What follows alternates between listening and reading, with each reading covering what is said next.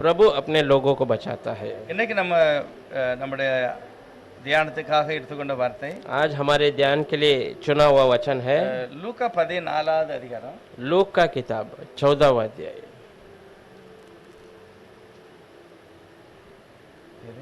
28வது வசனமும் 28वां वचन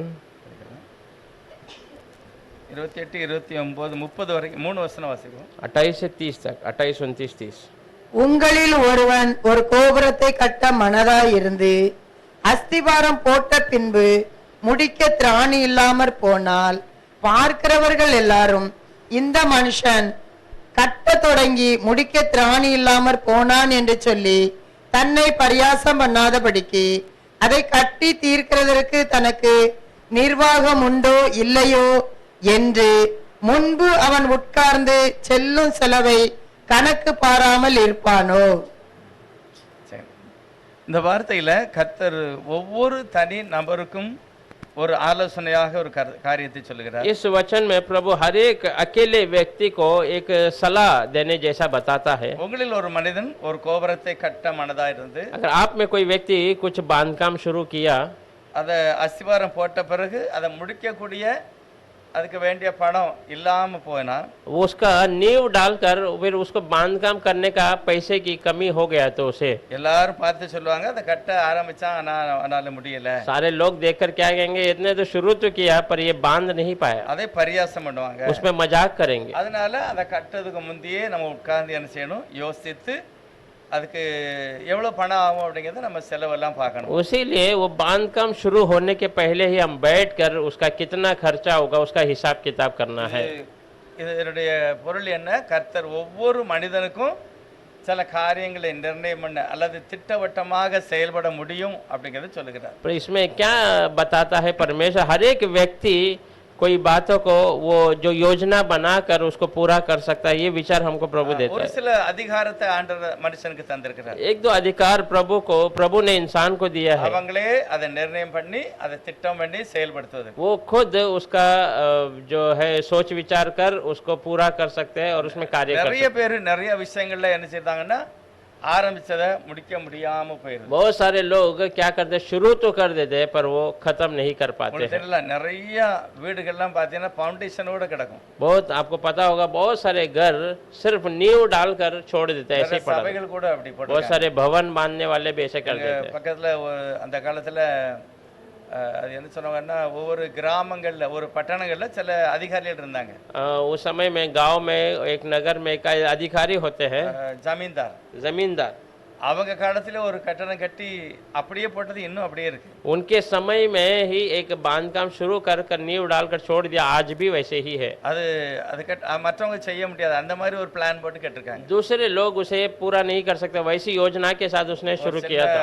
ஆறு போது ஓட போகுது, एक छोटा सा जो पानी का नहर बहने जैसा, அதுக்கு மேல அந்த பக்கம் இந்த பக்கம் தூண் போட்டு கட்டிருக்காங்க। उसके ऊपर यहाँ दाईं और बाईं ओर जो है नींव अपना पिलर खड़ा कर बांधा था, முடிக்கல, அது அப்படியே கிடக்கு। पर उसे पूरा नहीं किया, वैसे ही पड़ा है। ஆண்டவர் சொல்லுகிறார் இது அவங்களுடைய சொந்த தவறு, ये प्रभु कहते हैं ये उनकी खुद की गलती இது है, தேவனுடைய தடை அல்ல। ये प्रभु का कोई रुकावट नहीं, அவங்களே தடை முடிக்க முடியாம போட்டிருக்காங்க। वे लोग खुद उसके जिम्मेदार है, उन्होंने खत्म नहीं அப்படி किया। நீங்க இருக்க கூடாது। ऐसा तुम नहीं रहना है। இந்த வார்த்தைக்காக நம்ம ஜெபம் इस பண்ணலாம்। वचन के लिए हम प्रार्थना करेंगे। இயேசுவுக்கு நன்றி சொல்லுகிறோம்। यीशु मसीह को धन्यवाद करते हैं। உலகத்துல ஒவ்வொருவருக்கும் நீ சில பொறுப்புகளையும் கடமைகளையும் கொடுத்திருக்க। दुनिया में हर एक को आपने कोई जिम्मेदारी और एक योजना दी है, அத நாங்க பொறுப்புள்ளவர்களாக செய்து முடிக்கணும் அப்படின்னு நீர் எதிர்பார்க்கிறீங்க। उसे हम जिम्मेदारी के साथ पूरा करना है, ऐसा आप चाहते அதை हैं। உட்காரணும், கணக்கு பார்க்கணும், ஞானத்தினால் அதை செயல்படுத்தணும்। उसके लिए बैठना है, हिसाब करना है और ज्ञान के साथ उसके कार्य को करना। அப்படிப்பட்ட ஆசீர்வாதம், அப்படிப்பட்ட ஞானம் நீர் ஒருவரே எங்களுக்கு தர முடியும்। ऐसी आशीष, ऐसा ज्ञान केवल आप ही हमें दे सकते கர்த்தர் இந்த காலையில அப்படிப்பட்ட ஆசீர்வாதமான ஞானத்தை தாரும்। प्रभु इस सुबह समय ऐसे आशीष का ज्ञान दे, எங்களுடைய வீடுகளும் கட்டப்பட்டதாக இருக்க வேண்டும், हमारा घर भी बांधा जाए, அறகுறையாவே இருக்கக்கூடாது। वो आधा अधूरा नहीं रहना है। கர்த்தர் எங்களுக்கு உதவி செய்யுங்க। प्रभु हमें मदद कीजिए, இயேசு கிறிஸ்துவின் நாமத்தினால பிதாவே, प्रभु यीशु मसीह के नाम से पिता, ஆமென்। आमीन। ஒவ்வொருவருக்கும் ஒரு காரியத்தை கர்த்தர் கொடுத்திருக்கிறார்। हर एक को एक कार्य प्रभु ने दिया है। சுமாரா நம்ம உலகத்துல பார்த்தோன்னா படிக்கிற பிள்ளைகளுக்கு अगर हम दुनिया में देखेंगे पढ़ने वाले बच्चों को, அவங்க அந்த கிளாஸ் எப்படி அந்த கிளாஸுக்கு தகுந்தபடி அவங்களுக்கு பாடங்கள் वो கொடுக்கப்படுகிறது. कौन सी कक्षा में है, उस कक्षा के अनुसार उनको कितना ज्ञान है, उसके अनुसार ही उनको शिक्षा दिया जाता है। அவங்களுக்கும் என்ன செய்வாங்கன்னா சிலதை சரி பார்த்துக்கலாம், பிற பார்த்துக்கிடலாம். उनको भी कभी कभी कोई बातों को ठीक है बाद में देख सकते हैं। படிக்க வேண்டியதை படிக்கல, जो पढ़ना है उसे पढ़े नहीं, எழுத வேண்டியதை எழுதல, जो लिखना था उसे लिखे नहीं। இதெல்லாம் செய்யாம கடைசியில அவங்க அவசரப்பட்டு சில காரியத்தை முடிக்க முடியாது. ये सब नहीं करने के बाद आखिरी में वो घाई में वो काम को पूरा नहीं அப்ப कर पाते। முதலாவது இந்த நேரத்துக்குள்ள இந்த வேலை முடியுமா முடியாதாங்கிறது நமக்கு தெரியணும். तो पहले इस समय में एक बातें हो सकती है क्या नहीं उसे देखना இதை है। நம்ம கண்டிப்பா நிர்ணயம் பண்ணணும். इसे हम पक्का स्थिर करना है। ஒரு தேவனுடைய மனிதன் சொல்லுதாரு, परमेश्वर का दास कहता है ஒருவேளை உங்களுக்கு சாப்பாட்டுக்கு கூட வழி இல்லாம இருக்கலாம், एक समय में आपको भोजन का भी तकलीफ हो सकता வேலை है, இல்லாம இருக்கலாம், काम नहीं होगा, ஏதோ செலவு அதிகமாயிட்டு இல்ல வரவு குறைவாயிட்டு, खर्चा बढ़ गया या कमाई कम हो गया। சாப்பாடு சம்பந்தப்பட்டமா இருந்தா கூட भोजन का कमी जैसा भी पाया गया तो அவர் भी நல்ல விசுவாசத்துல அவர் செய்கிறார் ஜெபம். वो विश्वास से करने वाला प्रार्थना है।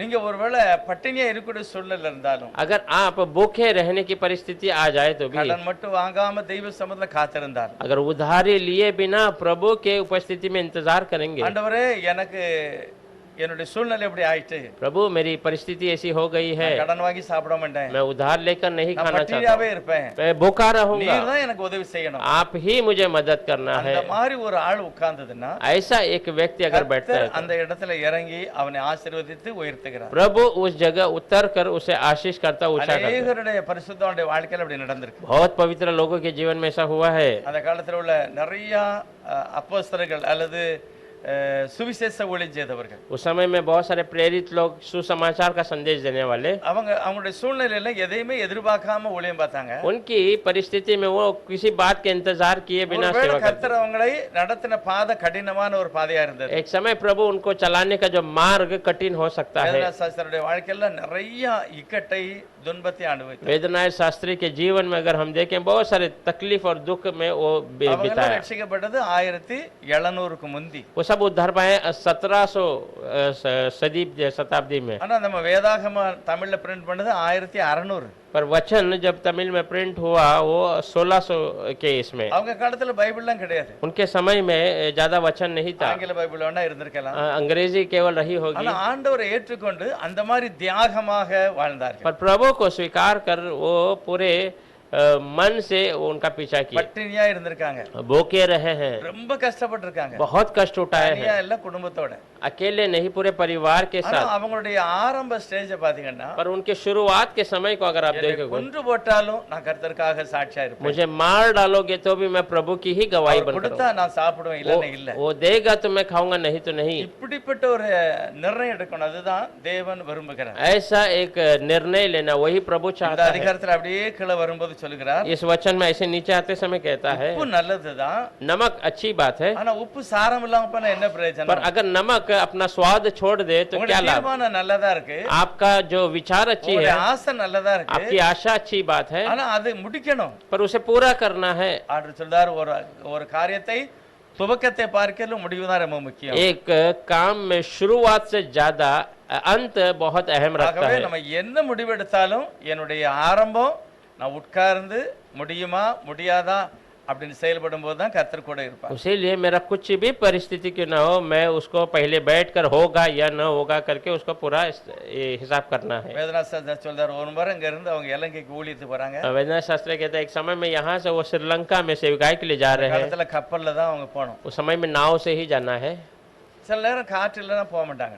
कभी कभी हवा का रुख नहीं रहेगा, वो नहीं जाएंगे। இப்போ நம்ம அப்படி இல்லை, இங்கேருந்து போகிறோம், எல்லாம் சாப்பாடெல்லாம் ஒழுங்கு பண்ணிட்டு போகிறோம், வண்டிக்கு வேண்டிய பணம் எல்லாத்தையும் வச்சு ரெடி பண்ணி போகிறோம். पर अब ऐसा नहीं, हम यहाँ से भोजन पैसा जरूरत जो भी सब जरूरत है सब लेके जाते हैं। சரியான நேரத்துல வண்டி வருது, நம்ம போயிருந்தோம். सही समय में गाड़ियाँ आती है, हम चले அந்த जाते हैं। காலத்துல ஊழியத்துக்கு போறவங்க அவ்வளவு ஒரு பாடுபட்டிருக்காங்க. पर उस समय में जो सेविकाई में थे उतना तकलीफ उठाए हैं। அப்போஸ்தலன் பவுலும் கூட சொல்கிறார், प्रेरित पौल भी कहता है 14 நாள் நாங்கள் கடலிலேயே தத்தளித்து கொண்டிருந்தோம். 14 दिन हम समुद्र के बीच में तड़प रहे थे, சூரியனை பார்க்கல, सूरज को देखा ही नहीं, சாப்பிடவே இல்லை அப்படிங்க. भोजन के लिए भी नहीं था। 200 பேருக்கு அதிகமான பேர் அந்த மாதிரி இக்கட்ல இருந்திருக்காங்க. 200 से अधिक लोग उस नाव में से संकट ஆனா में இதுல थे, கொஞ்சம் பேர் தான் தேவனுடைய மார்க்கத்துக்காக வழிக்காக போனவங்க. पर यहाँ पर थोड़े लोग प्रभु के उस मार्ग के लिए जाने वाले। எதனால இதெல்லாம் தேவன் அனுமதிக்கிறார்? क्यों ये सारी बातें प्रभु देता है? ஒரு சிலதை அனுமதிக்கிறாரு, ஒரு சிலதை இவங்களே தெரியாம போய் மாட்டிக்கிட்டாங்க. थोड़े बातों को प्रभु उनके लिए देता है, पर थोड़ी बातें वे खुद जाकर उसमें फंस जाते हैं। சாஸ்திரனுடைய சரித்திரம் சொல்லுகிறது அவங்க இலங்கையில போய் இறங்கியிருக்காங்க. वेदना शास्त्री का इतिहास कहता है वो श्रीलंका में जाकर उतरे। சாயங்காலம் கூட்டம், शाम को प्रार्थना सभा है, பக்கத்துல ஒரு ஆறு இருக்கு, नजदीक एक जो नहर जा रहा है पानी का। போய் குளிச்சுட்டு வரலாம் அப்படின்ட்டு அவங்க கூட அவங்க மியூசிக் போடுற ஆட்கள் எப்பவுமே கூட இருப்பாங்க. हाँ ठीक है, जाकर वहाँ नहा के आएंगे करके म्यूजिक बजाने वाले हमेशा उनके साथ रहते हैं। வெறுமனே ஒரு வேஷ்டியும் ஒரு துண்டையும் கட்டிக்கிட்டு குளிக்க போயிருக்காங்க. एक जो लुंगी और एक टॉवेल लेके वो नहाने चले गए। குளிச்சுட்டு வந்திருக்காங்க 4 பேர் 5 பேர். नहाकर वो 5 लोग जो भी बाहर आए हैं, இங்க வந்து பார்த்தா வீடு திறந்திருக்கு, ஒரு பொருளையுமே காணல. यहाँ आकर देख रहे हैं घर खुला है, एक भी सामान उनका नहीं है, துணிமணி இல்ல, उनका वस्त्र नहीं है, ஆர்கன் இல்ல, उनका बजाने वाला தபேலா இல்ல, तबेला नहीं है, வயலின் ஒண்ணுமே இல்ல. कुछ भी नहीं है। யாரோ களவாண்டு போயிட்டாங்க. कोई तो चोरी कर गया। இப்ப சாயங்காலம் 6 மணி கூட்டம், शाम को 6 बजे प्रार्थना கொஞ்சம் सभा। யோசித்து பாருங்க, இவங்க எல்லாம் கர்த்தருக்காக எப்படி வைராக்கியமா நின்றுருக்காங்க. सोच कर देखिए कैसे ये लोग प्रभु के लिए खड़ा हुए थे। கட்டின துணியோட, அறகுறையான துணியோட, जो थोड़ा मोड़ा कपड़ा बांधे हुए थे उसके साथ, அப்படியே அவன் சொன்னாராம், நாம் தெய்வத்துக்காக வந்திருக்கிறோம். उन्होंने कहा हम प्रभु की सेविकाई के लिए आए हैं। ஆனா யாரோ திருடன் கொண்டு போயிட்டான், और कोई तो चोरी कर गया, இனி நான் தெய்வத்தை தான் பார்க்கணும். अब हम प्रभु की ओर ही देखना। அப்படியே அறகுறையான ட்ரெஸ்ல முழங்கால் படிட்டு ஆண்டவரை மகிமைப்படுத்த அவருடைய சித்தத்தை உணர்ந்து கொள்ள துதித்தார். ऐसे ही वो थोड़े वस्त्र में ही प्रभु की महिमा कर उसके मर्जी को जानना प्रयास किए। நெஞ்சே பதறாதே என்று சொல்லி அப்பதான் எழுதியிருக்கிறார். तभी वो गीत उसने लिखा है, मेरे मन तू घबरा मत। என் மனையோட எல்லாம் களவு போனாலும் எரிந்து போனாலும் நஷ்டப்பட்டாலும் என் நெஞ்சை நீ பதறக்கூடாது. मेरा पूरा धन और सब नष्ट हो जाए, चले जाए, तो भी मेरा मन तू घबराना नहीं करके उसने लिखा அவருடைய है। எல்லா சூழலும் அந்த மாதிரி அழுது அவங்க ஜெபம் பண்ணிருக்காங்க. वैसा वे रो के उसके लिए प्रार्थना उठाए। திடீர்னு ஒரு குதிரை வண்டியில வந்த ஒரு மனுஷன் अचानक एक घोड़ा गाड़ी में आने वाला एक व्यक्ति, என்ன ஒரு பாட்டு சத்தம் கேட்கன்னு பார்த்திருக்காரு. क्या ये गीत की आवाज है करके सुना। சரியான துணிமணி கிடையாது, सही वस्त्र नहीं है, நல்லா சும்மா 2 டவலை கட்டிட்டு அந்த மாதிரி அழுது ஜெபம் பண்ணிருக்காங்க. 2 टॉवेल बांध कर ऐसा रोकर प्रार्थना उठा रहे ஜெபம் हैं। பண்ண வரைக்கும் அவர் பார்த்துக்கிட்டே இருந்திருக்காரு. प्रार्थना उठाने तक वो देख रहा था। ஜெபம் முடிஞ்ச உடனே ஐயா என்னன்னு போயிட்டு கேட்டிருக்காரு. प्रार्थना खत्म होते है, भाई क्या परिस्थिति है, ऐसा कहा। நடந்ததை சொல்லிருக்காங்க. जो बातें हुई उसको बताया, அவ்வளவுதான், அவர் போயிட்டாரு. वो चले गया। இதெல்லாம் அவருடைய வாழ்க்கையில நடந்த சரித்திரம். ये सब उनके जीवन में हुआ इतिहास है। கொஞ்ச நேரத்துல थोड़े ही குதிரை समय வண்டி திரும்ப வந்து वो घोड़े का गाड़ी फिर से आया, எல்லாருக்கும் 6 ட்ரெஸ், புதிய ட்ரெஸ் கொண்டாந்து கொடுத்திருக்கு. सबको 6 वस्त्र नया वो ला कर दिया है। நீங்க துணியை கட்டிக்கிட்டு சீக்கிரமா வண்டியில உட்காருங்க. आप वस्त्र पहनकर शीघ्र हमारे घोड़ा गाड़ी में बैठिए। அந்த உட்கார்ந்து எல்லாரும் அந்த ஒரு பெரிய ஸ்டோருக்கு கூட்டி போயிருக்காரு. वो बैठने के बाद उसको वो अच्छे एक बड़े से स्टोर में लेके गए। ஓனர் சொன்னார், இது என்னுடைய கடை, उसने कहा ये मेरा दुकान है, இது எல்லாம் மியூசிக் இருக்கு, எல்லாம் மியூசிக் உள்ள இருக்கு, ஆர்கன் இருக்கு, தபேலா இருக்கு, வயலின் எல்லாமே இருக்கு. सारा म्यूजिक है, ऑर्गन है, तबेला है, जो बजाने वाली सब बातें हैं, எது வேணுமோ அதை எடுத்துக்கங்க. जो आपको जरूरत है वो ले लीजिए, அப்படி ஆண்டவரை மகிமைப்படுத்துங்க. प्रभु की महिमा कीजिए। இதெல்லாம் எப்படி முடியும்? ये सब कैसा संभव है? அப்ப இதெல்லாம் நான் கவனிக்கிற ஒரு தெய்வம் இருக்கிறார். तो ये सब ध्यान देने वाले खुदा है, அவர் எல்லாமே நிர்ணயம் பண்ணி வச்சிருக்கிறார். वो सारे बातों को स्थिर कर कर रखा है। தேவ சித்தம் ஒண்ணு இருக்கு, இதுக்கு இடையில சத்துரு ஏதோ காரியம் செய்கிறார். प्रभु की मर्जी एक है, उसके बीच में शैतान कुछ कार्य कर रहा ஆனா है। தேவனுடைய ஜனம் ஒரு நாள் என்ன செய்து வெட்கப்படாது. पर परमेश्वर के लोग कभी शर्मिंदा नहीं होंगे, அப்படியே அவருடைய சமூகத்தை பார்க்கிறவங்க. वैसे ही उसके हुजूर को देखने சிலர் वाले। சொல்வாங்க, இதெல்லாம் எப்படி நடக்கும்னு எனக்கு தெரியும், कोई कहेगा ऐसा सब होगा मुझे पता है, அப்படிதான் இருக்கும் அப்படின்னு நினைப்பாங்க. ऐसा ही रहेगा वो कहेंगे। தேவன் கண்டிப்பா அதுல ஒரு வழியை வச்சிருப்பாரு. प्रभु कैसे भी उसके लिए एक मार्ग रखा எப்படி होगा। வழியை வச்சிருப்பாரு? कैसा मार्ग रखा होगा? உலக தோற்றத்துக்கு முன்னே தெய்வம் எல்லாவற்றையும் கண்டு கவனிக்கிறவர். दुनिया उत्पन्न होने के पहले ही प्रभु सब कुछ देख कर இவருடைய ध्यान देगा। துணிமணி, இவருடைய மியூசிக் எல்லாம் களவு போகுங்கிறது உலகத்தோடத்துக்கு முன்னே தெய்வத்துக்கு தெரியும். इनका वस्त्र से लेके इनका सब म्यूजिक ऑर्गन सब चोरी होगा, दुनिया होने के उत्पन्न होने के पहले அதுக்கு प्रभु வேண்டிய சகல நன்மைகளையும் செய்து வைத்திருக்கிறார். उसके लिए सारी जरूरतों को तैयार कर நம்முடைய தாசர்களுக்கு அவ்வளவு கவனம் உள்ளவராக கர்த்தர் இருக்கிறார். अपने दास के लिए इतना वो ध्यान से रहता है। இப்ப நம்ம வீட்டுக்குள்ள நடக்கத பாப்போம். तो तो हमारे जी घर में होने वाली बातों को நம்முடைய देखेंगे। சித்தம் ஒரு தேவ சித்தத்தை போல இருக்குது. हमारी मर्जी प्रभु की मर्जी के अनुसार है। எப்பொழுதுமே தேவ ஜனம் சந்தோஷமா இருக்க கூடாதுங்கிறதுக்கு தான் சாத்தானுடைய கிரியை இருக்கு. हमेशा प्रभु के बच्चे जो है खुशी में नहीं रहना, ये शैतान का कार्य ஆனா है। நம்ம அந்த நேரத்துல எந்த சைடு சாயுதோ அதை தான் கர்த்தர் पर பார்க்கணும். हम उस समय में किस तरफ में मोड़ते हैं, यही प्रभु देखता है। ஆண்டவரை பார்க்கமா இல்ல சமாளிக்கலாமா? प्रभु को देखते हैं या अपने आप को हम जो है संभाल करते நம்முடைய हैं। திட்டம் என்ன? हमारी क्या योजना है? இயேசுநாதர் சொல்லுகிறார், यीशु मसीह कहता है, உட்கார்ந்து கணக்கு பார்த்தன்னா, உட்கார்ந்து சிந்திச்சன்னா உனக்கு ஆன்சர் கிடைச்சிடும். तू बैठकर हिसाब करेगा, बैठकर सोचेगा तो तुझे उसका उत्तर मिल जाएगा। அப்படியே உட்கார்ந்துறணும் தெய்வ ऐसे சமூகத்துல. ही प्रभु के हुजूर में बैठ जाना। ஆண்டவர் வந்து கண்டிப்பா சரியான ஒரு வழியை திறப்பார். प्रभु कैसे भी अच्छा सा एक मार्ग खोल कर देगा। அப்போ அந்த நேரத்துல இல்ல, அவர் உலகத்துக்கு முன்னாலே தான் ஆயத்தப்படுத்தி வைத்திருக்கிறார். उस समय में नहीं, परंतु प्रभु ने दुनिया उत्पन्न होने के पहले उसको तैयार कर அப்ப रखा है। எனக்குன்னு ஒரு திட்டம் இருக்கிறது. तो मेरे लिए एक योजना है, எனக்குன்னு ஒரு காரியத்தை அவர் முடிவு பண்ணி வச்சிருக்கிறார். मेरे लिए एक कार्य को उसने विचार कर रखा है। அதை விட்டு நான் மாறும்போது நஷ்டப்படுவோம். उसको से हम दूर होते समय हम नष्ट में आ ஆனா जाएंगे। எழும்பி ஆண்டவரே நான் தப்பா போயிட்டேன் அப்படி சொல்லும்போது தேவன் திருத்துகிறார். पर उससे उठकर प्रभु में गलत हो गया करके आप कहेंगे, तुरंत प्रभु वहां सुधार कर। சாஸ்திரிகள் தேடி போறாங்க இயேசுவான ஒரு தரிசனம் பண்ணுவதற்கு. शास्त्री लोग यीशु का दर्शन पाने के लिए ढूंढ कर जाते हैं। நல்ல ஒரு ஆசீர்வாதமான வழிதான். अच्छा एक आशीष का मार्ग ஆனா है, இடையில போய் எதையோ பார்த்து அவங்க வழி மாறிட்டாங்க. पर अचानक बीच में कुछ देख कर वो रास्ते से भटक गए। திரும்பவும் கர்த்தர் அவங்களுக்கு சான்ஸ் கொடுக்கிறார். फिर भी परमेश्वर उनको और एक मौका देता है। உடனே அந்த நட்சத்திரத்தை பார்த்தாங்க, அவங்க வழி செம்மையாயிட்டு. वो फिर से उस तारों को उसने देखा, फिर उनका मार्ग सही அதுக்கு हो முந்தி गया। उसके पहले ஒரு அரண்மனையை பார்த்தாங்க. उसने एक महल को देख लिया, அதனாலதான் அவங்களுடைய வழி தப்பாயிட்டு. उसीलिए उनका रास्ता भटक गया। ஆகவே தவறு நடக்கலாம். उसीलिए गलतियां हो सकती हैं। எழுந்திருக்கணும், उठकर खड़ा होना, ஆண்டவர் சமூகத்துல உட்காரணும். प्रभु के हुजूर में बैठना है। ஆண்டவர் என்னை சரியான பாதையில நடத்துவார். प्रभु मुझे सही मार्ग में चलाएगा। கண்டிப்பா ஒரு நல்ல திட்டத்தை கர்த்தர் வைத்திருக்கிறார். सच में एक अच्छा योजना प्रभु हमारे लिए रखा है। எரேமியா தீர்க்கதரிசியை பார்த்து சொல்றாரு, கோயவன் வீட்டுக்கு போ. यिर्मयाह भविष्यद्वक्ता को देखकर कहता तो कुम्हार के घर पर जा।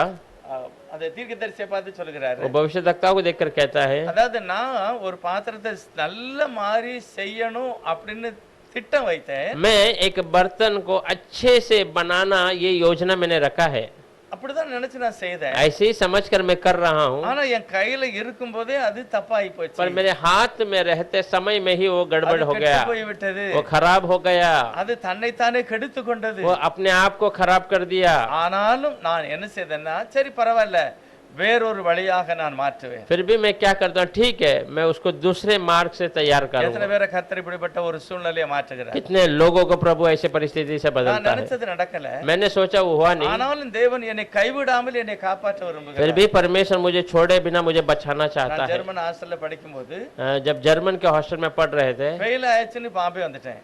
फेल हो गया करके बम्बई आ गया। இருந்து ஒரு லெட்டர் வந்தது எனக்கு. वहां से एक लेटर आया था, சரி படிப்பு வரட்டாலும் பரவாயில்ல, ठीक है तुम्हें पढ़ाई नहीं आ रहा, ठीक है நாசரேத்துல தொழில் செய்யக்கூடிய ஒரு கல்வி ஸ்தானம் எங்களுக்குள்ளது இருக்கு. नाजरेत में जो काम सिखाने वाला एक पढ़ाई का स्थान हमारा है। Furniture பார்க்கலாம், இன்ஜினியரிங் பார்க்கலாம், உனக்கு எது இஷ்டமோ அதை செய்யலாம். फर्नीचर का कार्य कर सकता है, इंजीनियरिंग का कर सकता है, तेरे को जो पसंद है वो कर सकता है। சரி படிப்பு வரட்டா பரவாயில்ல, ठीक है पढ़ाई नहीं आया, நீ ठीक है சீக்கிரமா வா, तो शीघ्र நாங்க பாத்துக்கிட்டோம் அப்படின்னு வந்தது. हम देख लेंगे, ऐसा करके आया। இப்போ எங்க அண்ணன் சொன்னா, வந்தாச்சு இனிமே எங்க போவ?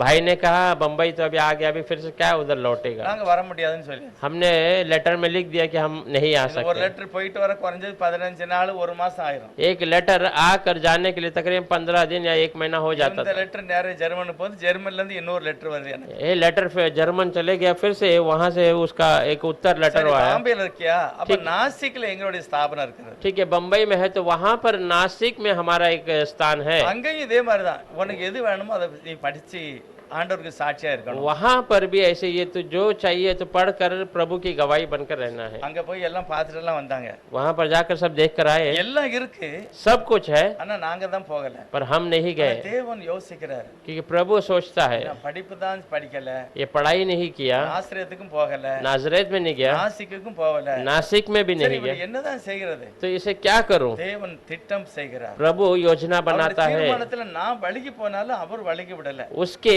विचार में मैं पीछे हट गया पर वो पीछे नहीं हटा। நல்ல மனிதரோட பழகுவதற்கு கர்த்தர் வைத்தார். अच्छे इंसानों की संगति प्रभु ने दिया। இங்கெல்லாம் பார்த்தீங்கன்னா அந்த கனகராஜ் ஐயா यहाँ सब देखेंगे वो भाई कनकराज, அவங்க எல்லாம் வேற ஒரு ஐக்கியத்துல உள்ளவங்க தான். वो सब दूसरे संगति में थे। வழியில பார்த்து தான் பழகணும். मार्ग में रास्ते में मिलते ही पहचान हो அவருடைய गया। பழக்க வழக்கம் நடவடை எல்லாம் பார்த்தா நம்மள ஆண்டவருக்குள்ள வரக்கூடிய அளவுக்கு நடத்தினது. उनका चाल चलन, उनकी बातें सुनकर हमें प्रभु के अंदर और बढ़ाने के लिए அப்ப रखा। அதுல நம்ம நிக்கணும். उसमें हमें खड़ा ஓயாம रहना। நம்ம நழுவி போனோம்னா ஆண்டவர் சரி போன்னு விட்டுருவாரு. हमेशा हम उसमें से फिसल फिसल के जाएंगे, प्रभु छोड़ देगा। எத்தனை வழியை வச்சிருக்காரு பாருங்க ஒரு प्रभु ने एक इंसान के लिए कितना रास्ता रखा है। எப்படி இப்பட்ட ஒரு சூழ்நிலையில என்னை காப்பாற்ற ஒரு திட்டம் வைத்திருக்கிறார். कैसे परिस्थिति में मुझे बचाने के लिए प्रभु योजना ஆனா रखा है। அங்க நாங்க எடுத்த ஒரு தீர்மானம், पर वहां पर हमने एक जो बातों को पक्का किया था, எங்க அந்த ஹாஸ்டல்ல முத படிக்கும்போது उस हॉस्टल में जब हम पढ़ रहे थे तभी அவங்க சொன்னாங்க, அங்க பாருங்க 2வது மகா யுத்தத்துல எங்களுடைய நாடு அழிக்கப்பட்டது. उसने कहा देखो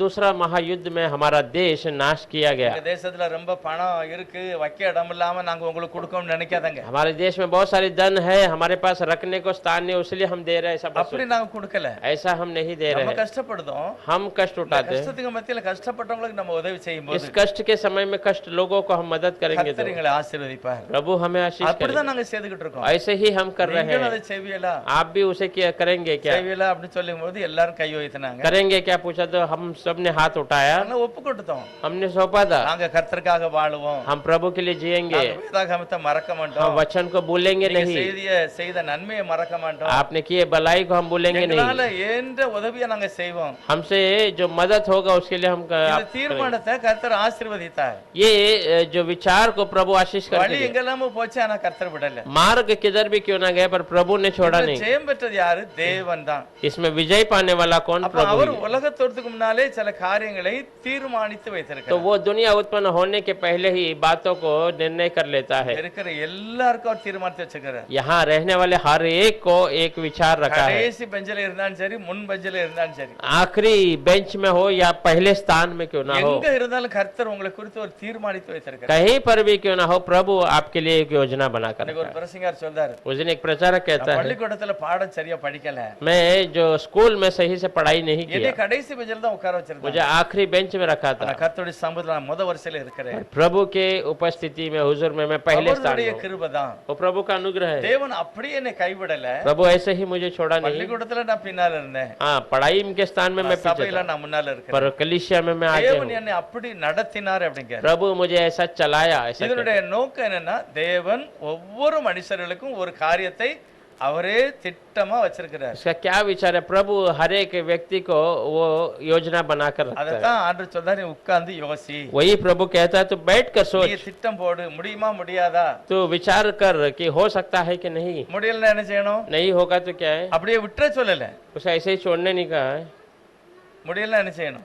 नहीं हुआ तो क्या करना है। இப்போ எலியா மேல போக போறாரு. अभी एलिया ऊपर जाने वाला है। எலிசாட்ட கேக்குறாரு, एलिसा से पूछता है, எலிசா என் பின்னாலே நீ வார, एलिसा तू मेरे पीछे आ रहा है, ரொம்ப சந்தோஷப்பா, मुझे बहुत खुशी है, உன்னை அழைக்கப்பட்ட ஊழியத்தை நீ நல்லா இருக்க, நீ तुझे बुलाया हुआ सेवकाई में तू இப்ப நான் बराबर அந்த है। உலகத்தை விட்டு தெய்வனுக்கு கர்த்தருடைய சமூகத்தை எடுத்துக்கொள்ளப்பட போகிறேன். अब मैं इस दुनिया से लेकर प्रभु की उपस्थिति में ஆனா जाने உன்னுடைய वाला हूं। பிரயாசம், உன்னுடைய ஓட்டம், உன்னுடைய நடவடை எல்லாம் பார்த்து எனக்கு ரொம்ப சந்தோஷமா இருக்கு. पर तेरा प्रयास, तेरी दौड़, तेरे चाल चलन देखकर मुझे बहुत आनंद हो रहा है। ஏதாவது உனக்கு நான் ஹெல்ப் பண்ண நினைக்கிறேன், मुझे कुछ तो तुझे देने का मन कर, செய்ய நினைக்கிறேன், कुछ तो तुझे मैं देना चाहता என்னன்னாலும் கேளு தார हूं। तो அப்படின்னு. कुछ भी मांग मैं दूंगा। அவர் என்ன கேட்டாரு? वो क्या पूछा? உமக்குள்ள இருக்கிற அந்த அபிஷேகம் 2 மடங்கு எனக்கு வேணும். आपके अंदर का जो अभिषेक मुझे दुगना எலியா चाहिए। என்ன சொன்னாரு? एलिया क्या कहा?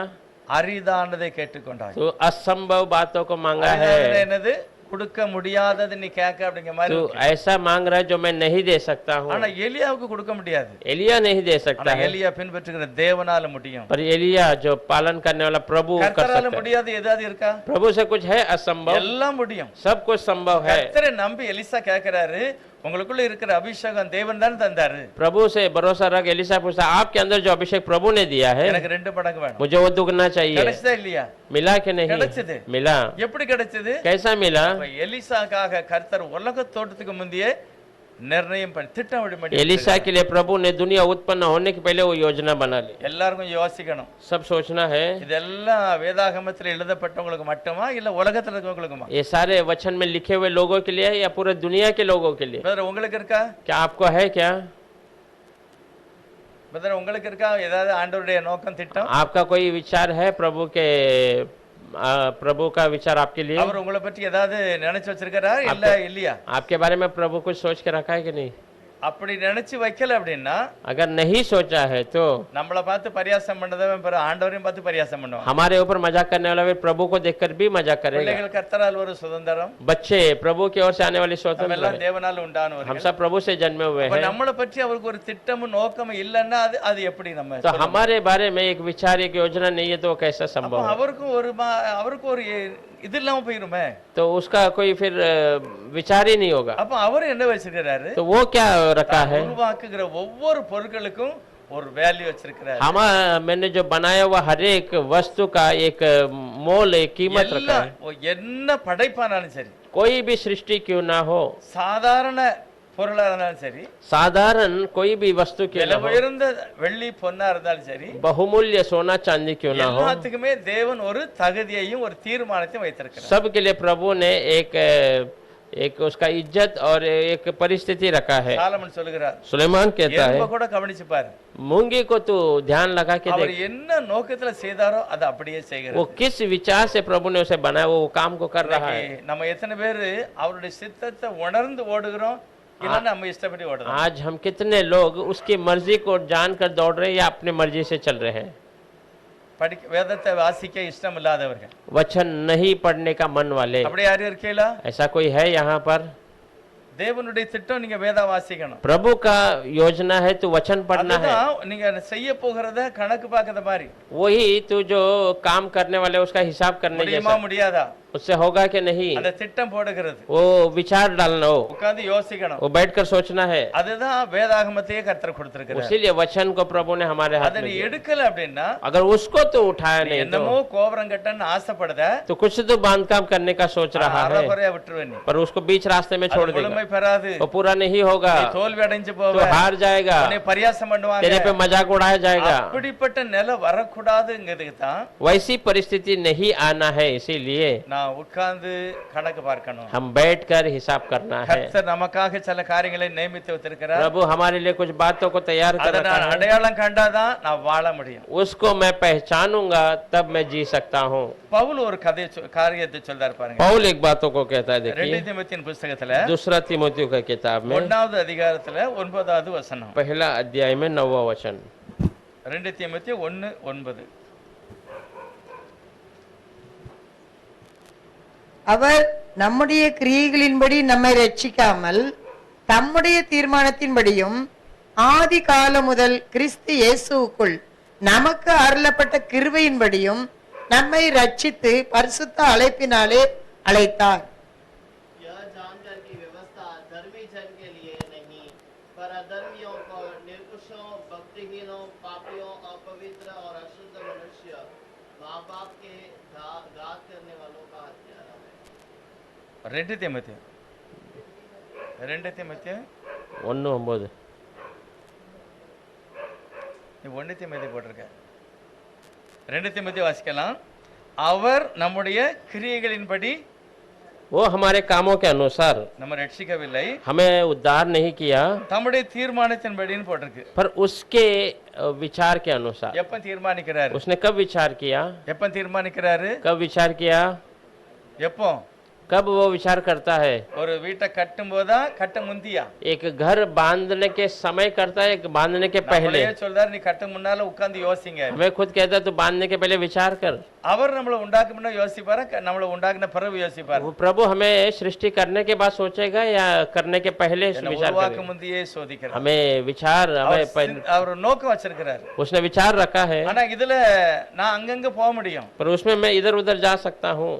வேதத்துல நிறைய காரியங்களை பார்க்கலாம். वचन में बहुत बातों को हम देख सकते हैं। ஒருவர் சொன்னாராம், एक ने कहा था குடி ரொம்ப நல்லதுன்னு கர்த்தர் சொல்லியிருக்கிறாரு.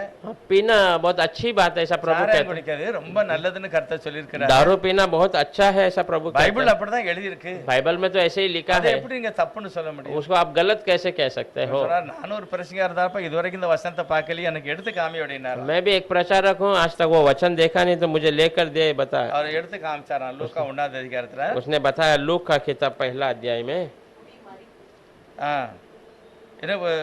அது எழுதியிருக்கிறது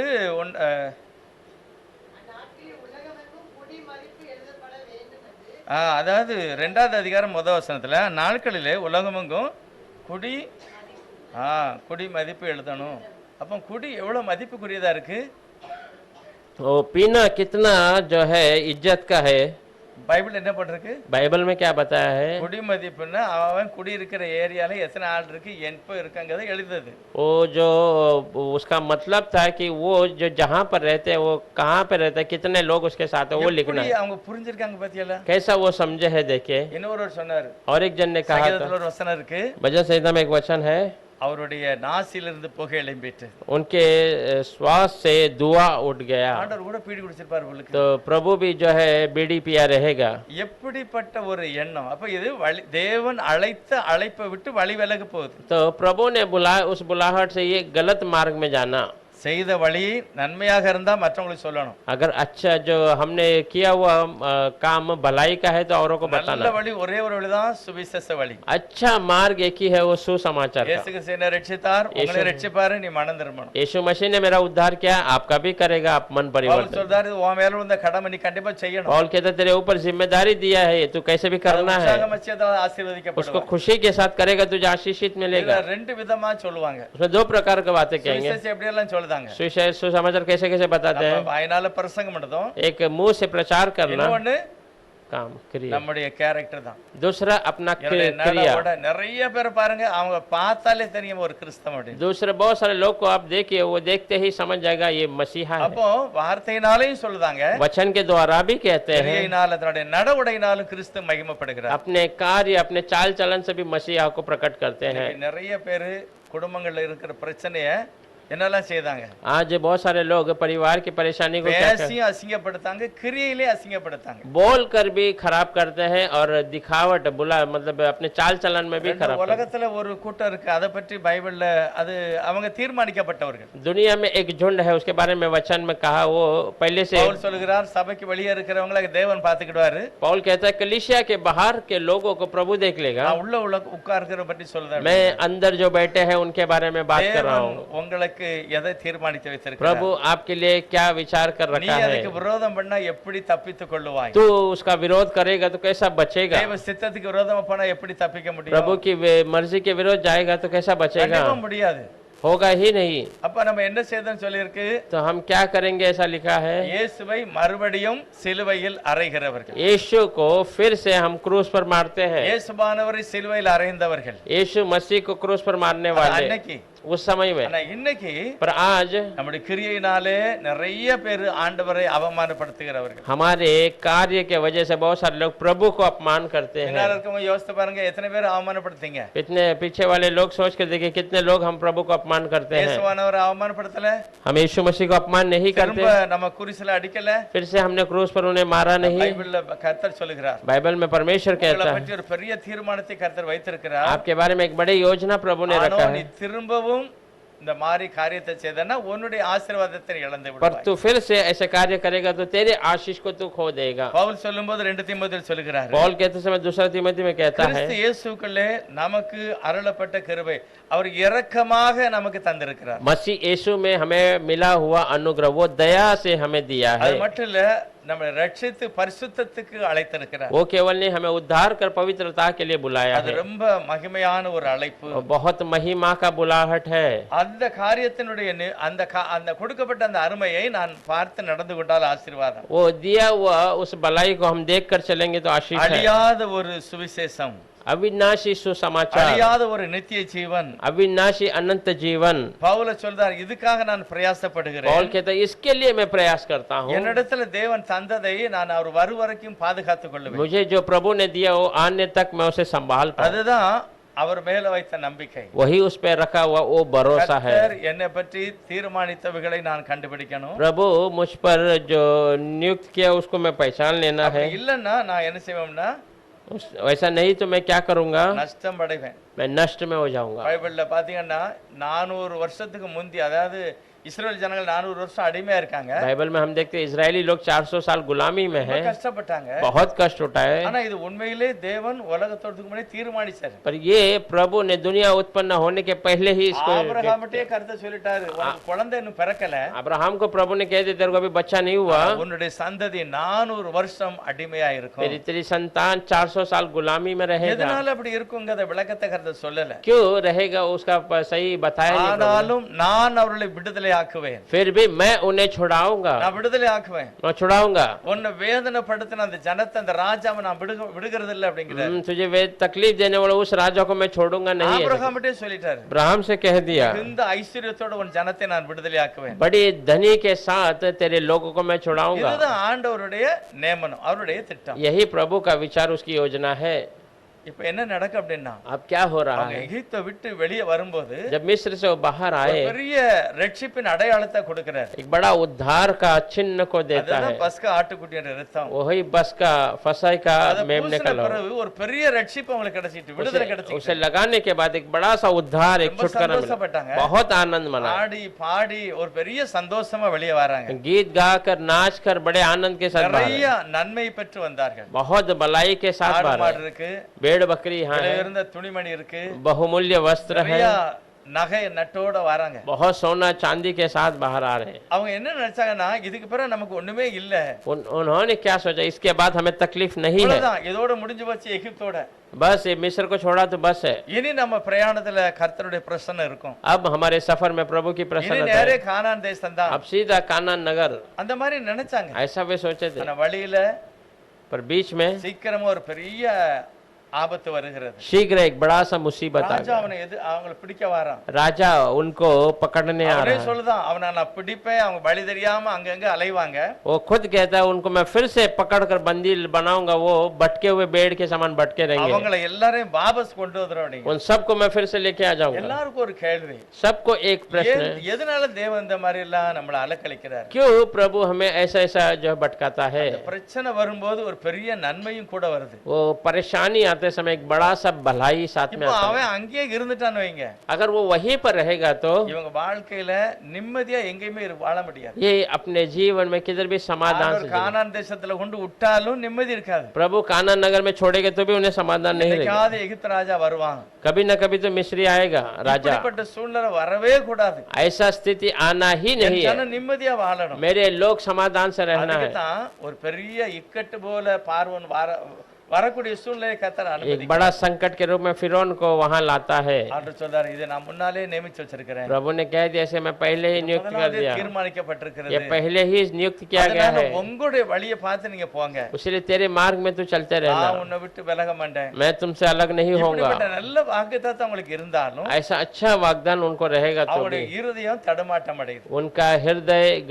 गड़बड़ी हो जाता है। அவங்க எல்லாம் ஒரு சிலர் சொல்றாங்க, एक दो कहते हैं, மோசே பார்த்து சொல்றாங்க, मूसा को देखकर, நான் முதலே சொன்னேன் ஆளை விட்டு நாங்க அங்கேயே இருக்கோம் அப்படின்னு, हमने तो पहले ही तुमको बोला हमें छोड़ दे भाई, हम वहीं पर रहते हैं, நீ தான் எங்களை வந்து அப்படி கண்டிப்பு படுத்தினால தான் நாங்க வந்தோம், तू जबरदस्ती किया इसलिए हम आ गए हैं, அவன் கையிலே வேலை பார்த்து அங்கேயே செத்து போயிருந்தா கூட நல்லா இருக்கும், वहीं पे काम कर वहीं मर जाते तो भी अच्छा இந்த होता। வனாந்திரத்துல எங்களை சாவ கொண்டு வந்துட்டே इस அப்படின்னு जंगल में हमें मरने के लिए लेके ऐसा कहने लगे। எல்லாரும் யோசித்து பார்ப்போம், सब सोच कर देखिए, அந்த கூட்டத்துக்குள்ள நம்ம இருந்தா நம்ம என்ன சொல்லும்? उस झुंड में अगर हम रहेंगे तो हम क्या कहेंगे? அந்த கூட்டத்துல எல்லாருமே அப்படி இல்ல, उस झुंड में सब लोग ऐसे नहीं है, எல்லாரும் அந்த மாதிரி சொல்லல, सब लोगों ने ऐसा नहीं कहा, நிறைய பேர் சொன்னாங்க बहुत लोगों ने कहा என்னை அங்கேயே விட்டுருக்கலாம், मुझे वहीं पर छोड़ना அங்கேயே चाहिए, நாங்க வேலை பார்த்து செத்துருப்போம். मैं उधर ही काम कर मर जाता था। ஆனா மோசே அப்படி சொல்லல, पर मूसा ऐसा नहीं कहा, காலேப் அப்படி சொல்லல, कालेब ने ऐसा नहीं யோசுவா कहा, அப்படி சொல்லல, जोशुआ ऐसा नहीं कहा। கர்த்தரை நோக்கி பாருங்க அப்படின்னு, प्रभु की ओर देखिए, தேவனை நோக்கி பாருங்க, प्रभु की ओर देखो, அவர் நல்லவர், वो भला है, எல்லாவற்றையும் தீர்மானித்து திட்டம் பண்ணி வைத்திருக்கிறார், सब योजना बनाकर स्थिर करके रखा है, முன்னோர்களுக்கு சொல்லி வாக்கு கொடுத்திருக்கிறாரு, पूर्वजों से उसने वचन दिया है, அந்த வாக்கு அவர் மாற்ற மாட்டாரு, उस वाग्दान को वो बदलेगा नहीं। தைரியமா இருங்க. आप धैर्य से रहिए।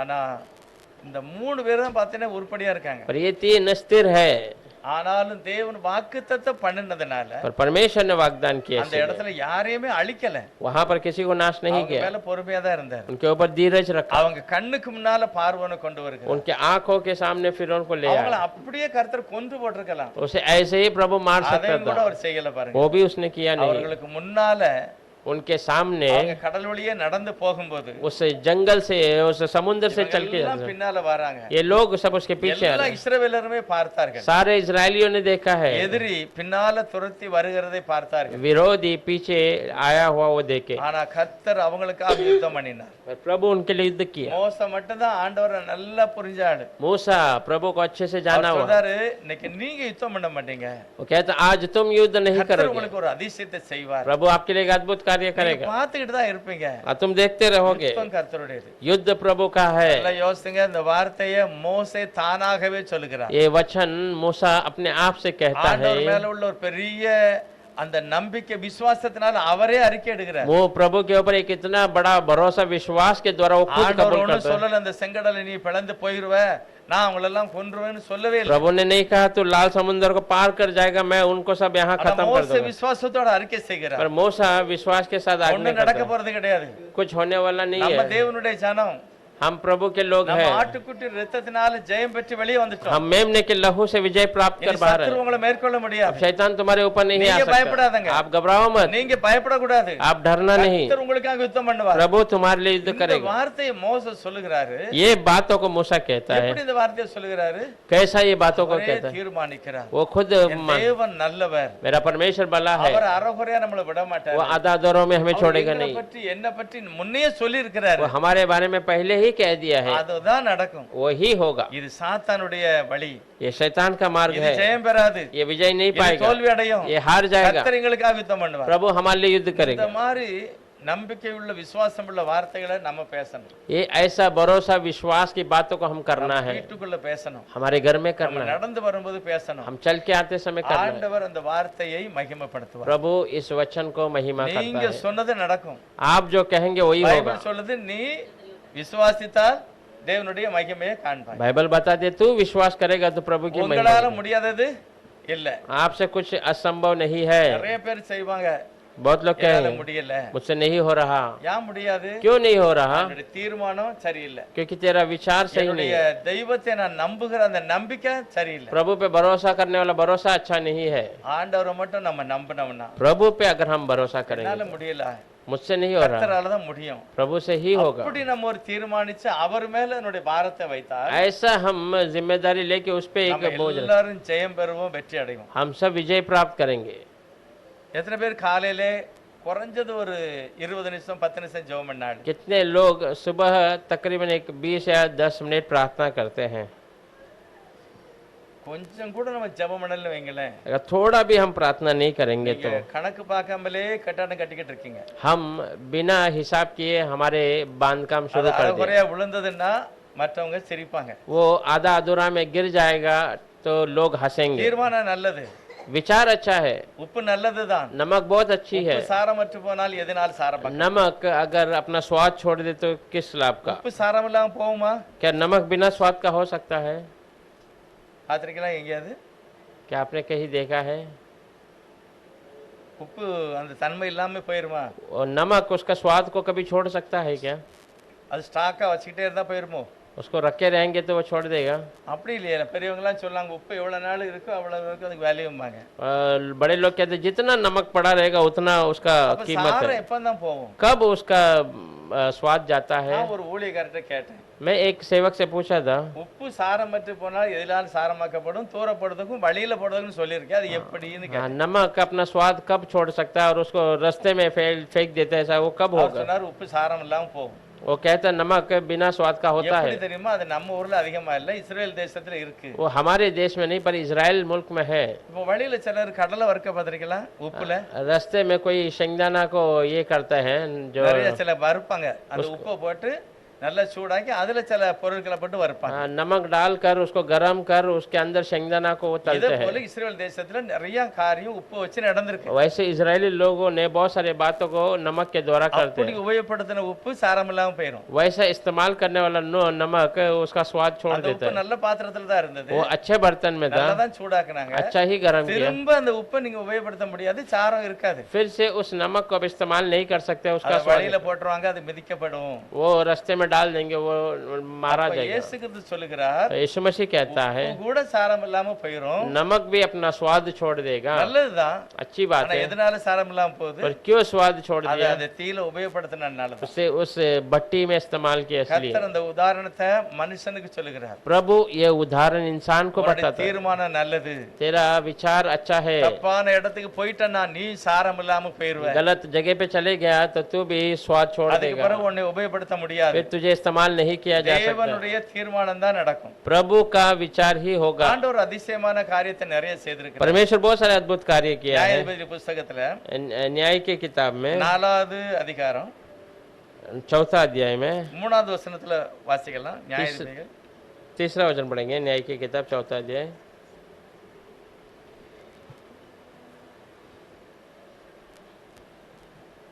அவனுக்கு 900 இருப்பு ரதங்கள் இருந்தது. அவன் இஸ்ரவேல் புத்திரரை 20 வருஷம் கொடுமையாய் ஒடுக்கினான். இஸ்ரவேல் புத்திரர் கர்த்தரை நோக்கி முறையிட்டார்கள்.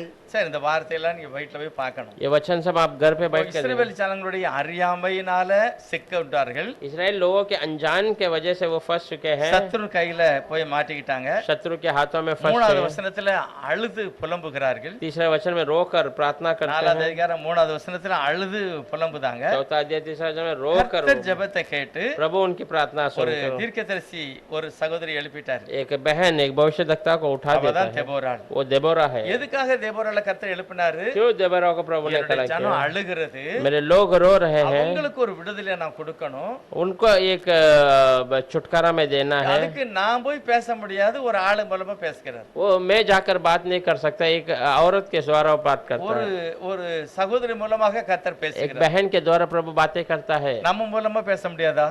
हमारे द्वारा बात नहीं कर सकता है, நம்ம குடும்பத்துக்கு வேண்டியதை நம்ம கிட்ட சொல்ல முடியாதா? हमारे परिवार के जरूरत के प्रभु हमें नहीं கண்டிப்பா बता, சொல்ல முடியும், वो कैसे भी बता देगा, கண்டிப்பா பேச முடியும்। वो बात कर सकता நம்ம है। அதை விரும்பல, அதை நம்பல, हम उस पे भरोसा नहीं कर रहे हैं, ना उसे पसंद कर रहे हैं, அதனாலதான் நிறைய காரியங்களை நாம் தோல்வி அடைகிறோம்। उसलिए बहुत सारे कार्य में हम हार जाते हैं। எங்கெல்லாம் தேவ ஜனங்கள் ஒருமனப்பட்டு ஜெபம் பண்ணாங்களோ அங்க தேவனுடைய ஆவியானவர் இறங்குகிறார்। जहाँ जहाँ परमेश्वर के लोग एक मन होकर प्रार्थना के वहाँ पर யாரையாவது கர்த்தர் எடுத்து உபயோகப்படுத்துறார், किसी न किसी को प्रभु इस्तेमाल அவங்க करते பேசுவாங்க, हैं, वे बात करते हैं, அங்க தேவனுடைய சித்தம் வெற்றி அடையும், உங்களுக்கு ஒரு விடுதலை ஆசீர்வாதம் உண்டு। प्रभु की मर्जी प्रकट होगा, आपको भी एक आशीष है। அந்த நம்பிக்கை இஸ்ரவேல் ஜனங்களுக்கு இருந்தது। वो भरोसा इजराइल लोगों எத்தனை को முறை था। பின்வாங்கினாங்க, कितने बार पीछे आ गए, அழுது ஆண்டவரை நோக்கி முறையிட்டார்கள்। पर रोकर प्रभु की ओर प्रार्थना उठाई। எப்பெல்லாம் முறையிட்டார்களோ அப்பெல்லாம் தேவன் இறங்குகிறார்। जब जब रोकर प्रार्थना उठाए तब प्रभु இதெல்லாம் उनके लिए उठाए। தேவன் முதலாவதே தன்னுடைய ஜனங்களை பற்றி தீர்மானித்து ये வைத்திருக்கிறார்। प्रभु पहले ही अपने लोगों के बारे में स्थिर இப்படிதான் करते இருப்பான்। हैं, ये लोग ऐसे ही रहेंगे, ஆனாலும் தன்னுடைய சித்தத்துல ஒரு ரட்சிப்பை கொடுக்க வேண்டும் என்கிற ஒரு எண்ணத்தை கர்த்தர் पर வைத்திருக்கிறார்। अपनी मर्जी में एक उद्धार देना ये प्रभु का विचार இப்ப है। கர்த்தர் அந்த ஜனங்களோட பேசிட்டு अब சொல்றாரு, परमेश्वर लोगों से बात कर कहता है 7வது வசனத்துல சொல்றாரு, 7वां वचन में, அதாவது நீங்க ஒண்ணு செய்யுங்க, तुम एक काम करो, அவன் நிறைய ரதம் இருக்கு, उसके बाद बहुत सारे घोड़े நிறைய हैं, ஆள் இருக்கு, बहुत लोग हैं, அதனால அவன் எல்லாம் செய்துட்டு பிரச்சனையை பண்ணுவான்। इसलिए वो बहुत कार्य कर இதுல ஒரு झगड़ा வசனம், करेगा। ஆச்சரியமான ஒரு வசனம் என்ன இருக்கு தெரியுமா? ஆச்சரிய வசனம். வாசிக்கலாம் 7வது வசனத்தை, 7वां वचन, 4வது அதிகாரம் நியாயாதிபதிகள் 7வது வசனம்। நான் யாபீனின் சேனாபதியாகிய சிசராவையும் அவன் ரதங்களையும் அவன் சேனையையும் கீசோன் பள்ளத்தாக்கிலே உன்னிடத்திற்கு வர இழுத்து அவனை உன் கையில ஒப்பு கொடுப்பேன் என்றும் இஸ்ரவேலின் தேவனாகிய கர்த்தர் உனக்கு கட்டளையிடவில்லையா என்றான். எல்லாரும் சேர்ந்து சொல்லும், அவனை இழுத்து உன் கையில ஒப்பு கொடுப்பேன்। सब कहेंगे वो उसको खींच कर ला कर तेरे हाथों में दे கர்த்தர் देगा। சொல்லுகிறார், प्रभु कहता है சத்துருவை வீட்டுல இருக்கிற அவனை வெளியே இழுத்து கொண்டாந்து வீதியில விடுவேன், तेरे शत्रु जो तेरे घर में है उसको बाहर ला कर खींच कर तेरे हाथ में நான் दूंगा। கொண்டாந்து விடுவேன் அப்படிங்கிறார்। मैं ला कर दूंगा ऐसा कहता है। இதெல்லாம் அவங்களுக்கு கொடுத்த ஒரு தைரியம்। ये सब उनको दिया एक धैर्य है। இப்போ அவனோட போராடுகிறது யாரு? उसे युद्ध करने वाला कौन है? அவனை கொண்டாந்து விடுறது யாரு? उसको छोड़ने वाला कौन है? நான் ஜெபம் பண்ணேன், मैं प्रार्थना किया, தேவன் அவனுடைய இருதயத்தை இழுத்து கொண்டு வர। पर प्रभु उसके हृदय को खींच कर लेकर। பார்வோனுக்கு அப்படிதான் நடந்தது, फिरौन का भी ऐसे ही அவன் हुआ, தேவன் இருக்க விடல। प्रभु ने उसे रहने नहीं दिया। யாத்திராகமம் அப்படிதான் எழுதி இருக்கிறது, निर्गमन में ऐसे लिखा है, கர்த்தர் அவனுடைய இருதயத்தை கடினப்படுத்தி வெளியே கொண்டு வந்தார், प्रभु उसके हृदय को कटोर कर उसे बाहर ले आया, அழிப்பதற்கு, उसको नाश करने के அவனை लिए, கொன்று போடுவதற்கு। उसको मार गिराने के लिए। இங்கேயும் அப்படிதான் சொல்லி இருக்கு, यहाँ पर भी ऐसे ही दिया நீ है, அழுதுட்டல்ல, तो रो दिया है, ஒப்பு கொடுத்தல்ல, तो सौंप दिया है, நீ உன்னை மன்னிப்பு கேட்டல்ல, तो अपने आप से क्षमा मांगा है, சத்துருவை நான் விட மாட்டேன், शत्रु को मैं छोड़ूंगा அவனை நான் नहीं, வெளியே கொண்டு வருவேன்। उसको मैं बाहर ले आऊंगा। அப்படிதான் நடந்தது। ऐसे ही हुआ। இன்னைக்கு அதே காரியம் நமக்கு கர்த்தர் சொல்லுகிறார், आज वही बातें प्रभु हमें कहते हैं, ஏதாவது இருக்கட்டும், कुछ भी क्यों ना हो, முடியவே முடியாதுன்னு சொல்லவே கூடாது. नहीं होगा ऐसा नहीं कहना है, கர்த்தரால முடியாது ஒண்ணுமே இல்லை. प्रभु से नहीं होगा ऐसा कुछ भी नहीं है। எலியா கூட சொன்னாரு, एलिया ने खुद कहा, அரிதானதை கேட்டுக்கொண்டாய். तूने असंभव को मांग लिया है। எலியா கர்த்தர் கொடுத்துட்டாரு அவருக்கு. ऐसा नहीं है, प्रभु तो दे दिया उसे, அவருக்கு நிறைய ஆசீர்வாதத்தை கொடுத்தாரு. उसको तो बहुत आशीष दिया। இன்றைக்கும் கர்த்தர் அவனை உயிரோடே வைத்திருக்கிறார். आज भी प्रभु उसे जीवित रखा है। நிறைய படங்கள்லாம் பார்க்கலாம். बहुत सारे चित्र देखेंगे, அவர் ரதத்துல ஏறி போற மாதிரி. वो एक रथ पर चढ़कर जाने जैसा। பைபிள்ல போட்டிருக்கு, அவர் சுழல் காட்டுல தான் மேல और போனார். बाइबल में बताया वो उस तूफान के अंदर उस हवा में उठा लिया தேவன் गया। ஒரு மகிமையான மனுஷனாக வைத்தார். प्रभु उस एक महिमा के इंसान के रूप में அவர் रखा। கூட ஒரு நாள் என்ன செய்தாரு, அழுதாரு. वो खुद एक बार रो रहा है, சூரச்சடியில போய் அழுதாரு. एक पेड़ के सामने जाकर रोता நிறைய है। பேர் அழுது காரணம் என்ன தெரியுமா? बहुत सारे लोग रोने का क्या कारण है? அவர் ஏன் அழுதாரு? वो क्यों रोया? எலியா அழுகிறார். एलिया जाकर रोता है, ஆண்டவர்ட்ட கம்ப்ளைண்ட் போயிட்டு प्रभु के पास वो चले ஆண்டவர் गए। எலியாவே அழுதானா? एलिया खुद रो रहा है क्या? அப்போ அவன் சாப்பாடு இல்லாம இருப்பான், அதனால தான் அழுதான். वो भूखा रहेगा इसलिए वो रो रहा है। அவனுக்கு சாப்பாடு ஆர்டர் பண்ணிட்டாரு. उसको भोजन का उसने தேவதூதன் ऑर्डर போய் कर दिया। தண்ணி சாப்பாடுலாம் கொண்டு போய் எலியா எழும்பு போய் சாப்பிடுங்காரு. वो दूध जाकर उसे भोजन देता है, पानी देता है, खा ले அவர் करके சாப்பிட்டு மறுபடியும் படுத்துக்கிட்டாரு. वो खाया, फिर बाद में वापस हो गया। மறுபடியும் கர்த்தருடைய சமூகத்துல ஒரு ரிப்போர்ட் போகுது. वापस प्रभु के हुजूर में रिपोर्ट அவர் जाता है, பார்த்து, என்னதான் செய்ய நடக்குது உனக்கு அப்படிங்கிறாரு. क्या हो रहा है तुझे? நான் நல்லவே இல்ல ஆண்டவரே, நீ எடுத்துக்கிறோம். मैं अच्छा व्यक्ति नहीं हूँ प्रभु, मुझे उठा ले। அவர் சொல்லுகிறார், இங்க பாரு எலியா, உன்னை வச்சு நிறைய வேலை நான் திட்டம் வச்சிருக்கிறேன். वो कहता है एलिया देख तेरे और तुझे रख मैं बड़ी योजना रखा हूँ, அப்படி ஒண்ணும் நீ சாக வேண்டிய तू அவசியம். ऐसा मरने की आवश्यकता சரி नहीं। இஸ்ரவேலை விடு, तो ठीक है, मरनी नहीं है, நான் முடிச்சிருந்தேன். तेरा सेवकाई को ஆனா खत्म कर உனக்கு दो, சொன்ன வேலையை நீ கண்டிப்பா செய்யணும். पर तुझे कहा हुआ बातों को तो எலும்பு करना है। அறையை கட்டிக்கொள். तो वोट अपने कसर அவனை बांध, போய் நீ कमर बांध, அபிஷேகம் பண்ணு. एलिशा को जाकर अभिषेक அந்த कर, ராஜாவை அபிஷேகம் பண்ணு. उस राजा को अभिषेक कर, அந்த நியாயாதிபதி அபிஷேகம் वो பண்ணு. न्यायी को अभिषेक कर, உன் ஸ்தானத்துல எலிசாவை அபிஷேகம் பண்ணு. तेरे स्थान में एलिशा को अभिषेक அதுக்கப்புறம் कर, உன் வேலையை வேண்டாம் முடிச்சுக்கிடலாம். उसके बाद तेरे काम को खत्म कर। ஆண்டவர் ஒவ்வொரு மனிதருக்கும் நியமித்த வேலையை செய்து முடிச்சிட்டு தான் அந்த மனுஷனை எடுத்தாரு. प्रभु हर एक व्यक्ति को रखा हुआ उस काम को पूरा करने के बाद நல்லவர். प्रभु भला है, மகிமையான ஒரு वो महिमा का खुदा है। நமக்குன்னு ஒரு காரியத்தை வச்சிருக்கிறாரு. हमारे लिए एक काम को தோல்வி रखा है, அடைந்ததுக்கு இல்ல, வெற்றி அடைந்தது. हारने के लिए नहीं, विजय प्राप्त करने நம்மளும் के लिए। வெற்றி அடைவோம். हम भी विजय प्राप्त करेंगे। கண்டிப்பா நம்ம வாயினால சொல்லணும். हम मुंह से अपने मुंह से कबूल करना है। ஒரு வாரத்துக்கு முந்தின வாரம் ஐசக் உள்ள வந்தாரு. எப்பவுமே ஜெபம் பண்ணாரு. வந்து गया हफ्ते के पहले हफ्ते भाई ऐसा आया, हमेशा प्रार्थना करते हैं। ஜெபம் பண்ணிட்டு அதுக்கு முந்தின ஒரு மாசத்துக்கு முந்தி उसके एक महीने के पहले அவர் சொன்னாரு, நான் துண்டு வச்சிருக்கிறேன், ஒரு 40 துண்டு இருக்கு. उसने कहा मैंने 40 जो टॉवेल रखा हूँ, இனி நான் வியாபாரம் பண்ற மாதிரி தெரியல. अब आगे मैं जो उसका धंधा नहीं करने वाला हूँ। நீங்க எங்கேயாவது மிஷனரிகளுக்கு போகும்போது அந்த துண்டை கொஞ்சம் கொடுங்க. वो आप मिशनरी सेविका के लिए जाते तो उसको जरा दे दीजिए, அந்த துண்டுக்கு விலை விளவு उसका कीमत इतना है, ரேட்டு கொடுத்தா போதும். मैं जो लिया उसका कीमत बस है। அப்படி சொல்லி கொண்டாந்து என்கிட்ட கொடுத்துட்டேன். ऐसा देकर मेरे पास चले गया இது ஒரு மாசத்துக்கு முந்தி एक महीने के पहले। கொடுத்துட்டு, இனி நான் துண்டு வேலை பார்க்கல, எனக்கு வேற வேலை இருக்கு அப்படின்னு. अब मैं इसका ये नहीं करने वाला, मुझे दूसरा काम है ऐसा कहा। ஒரு சில ஆட்களுடைய தீர்மானம், एक दो व्यक्ति का जो मतलब बातें हैं, என்னதான் இது செய்தாருன்னு நமக்கு தெரியல. वो क्या करता है हमें नहीं पता है। கடைசியா அவர் என்னை பார்த்து அந்த வெள்ளிக்கிழமை நாங்க பிரேயர் பண்ணும்போது போன் பண்ணாரு. आखिरी शुक्रवार को हम प्रार्थना करते समय उसने बोला, நாங்க ஜெபம் முடிக்கும் போது தான் போன் வந்தது. हम प्रार्थना खत्म करते ही कहा, உடனே அவன் பையன் தான் பேசினா. उनका बेटा ने ही बात அப்பா किया, உங்ககிட்ட பேசணும்னு சொல்றாரு. पिताजी आपसे बात करना चाहता எடுத்த है। உடனே முதல் கேட்ட கேள்வி, और उठते ही पहला पूछा बात, என்னை எப்ப பேர் சொல்லி தான் கூப்பிடாரு. मुझे हमेशा नाम लेके ही बोला था। "புனிதர் சாப்பிட்டுட்டியா?" அப்படின்னு கேட்டாரு. पंद्रह तूने भोजन किया क्या करके पूछा। பிரதர், இன்னைக்கு வெள்ளிக்கிழமை உபவாசம் இல்ல, ஜெபம் பண்ணுதோம். आज तो उपवास है, शुक्रवार हम प्रार्थना करें। ஐயோ சரி சரி சரி, அப்ப நீங்க ஜெபம் பண்ணுங்க. और ठीक है तो आप प्रार्थना நான் कीजिए, நல்லா இருக்கேன். मैं अच्छा हूँ। அதுதான் கடைசியா என்கிட்ட பேசினேன். वही आखिरी मुझसे बातें की। நம்ம ஒரு சில இந்த ஆளை இழந்துட்டோம். हम भले ही उस व्यक्ति को यहाँ खो ஆனா दिए, அவருடைய நிலை எப்படி இருந்தது, पर उनकी स्थिति कैसा है அதுதான் ரொம்ப முக்கியம். वही जरूरी है। நிறைய பேருடைய வாழ்க்கையில हरेक के जीवन में முடிவு சரி இருக்காது. अंत सही नहीं होता है। படுக்கையில சொல்லுவார், நான் படுக்கையில விழாம போன அப்படிம்பாரு. हमेशा वो कहता मैं लेटा हुआ पड़ा नहीं रहना, ऐसे படுக்கையிலே விழக்கூடாது. मैं लेटना ही नहीं அப்படியே चाहिए, நான் தூங்கும் போதே போயிட்டா நல்லது. ऐसे में सोते समय जाएगा तो अच्छी बात எவ்வளவு है। சொல்றாங்களோ அதான் நடந்திருக்கு. जो उन्होंने कहा वैसे ही हुआ है। தேவன் தன்னுடைய ஜனங்களுக்கு நிறைய காரியத்தை தீர்மானிச்சு வச்சிருக்கிறாரு. प्रभु अपने लोगों को बहुत बातों को அந்த निर्णय வேலையை किया। நான் முடிச்சிட்டு தான் போகணும். उस काम को मैं पूरा करके அதுக்கு தான் जाना, கர்த்தர் நம்மளை அழைத்திருக்கிறார். उसके लिए ही प्रभु ने அவர் हमें, அனந்த ஞானம் உள்ளவர். वो अनंत ज्ञानी है। எபேசியர் நிருபத்துல நிறைய காரியத்தை காரியத்தை கர்த்தர் சொல்லுகிறார். एफेसियों की किताब में बहुत बातों को प्रभु ने कहा है। 4வது வசனம் சொல்லுகிறாரு, 7वां वचन முதல் कहता है அதிகாரத்துல, पहला अध्याय में, உலக தோற்றத்துக்கு முன்னாலே நான் உன்னை உத்தமனாக நிறுத்துவதற்கு தெரிந்து கொண்டேன். दुनिया उत्पन्न होने के पहले मैंने तुझे धर्मी के रूप में खड़ा कर दिया। இல்லாதவனாக நிற்பதற்காக நான் உன்னை தெரிந்து तो கொண்டேன். बिना दाग लगे हुए पवित्र रूप में मैंने बुला लिया। யாரை பார்த்து சொல்லுகிறாரு? किसे देखकर कहता है? இயேசுவானவரை ஏற்றுக்கொண்டவர்களுக்காக. यीशु पे विश्वास करने वाले को देखकर। உன்னை ஆவிக்குரிய விதத்துல எல்லாத்திலும் நான் ஆசீர்வதித்து விட்டேன் அப்படிங்கிறார். आत्मिक ओर से मुझे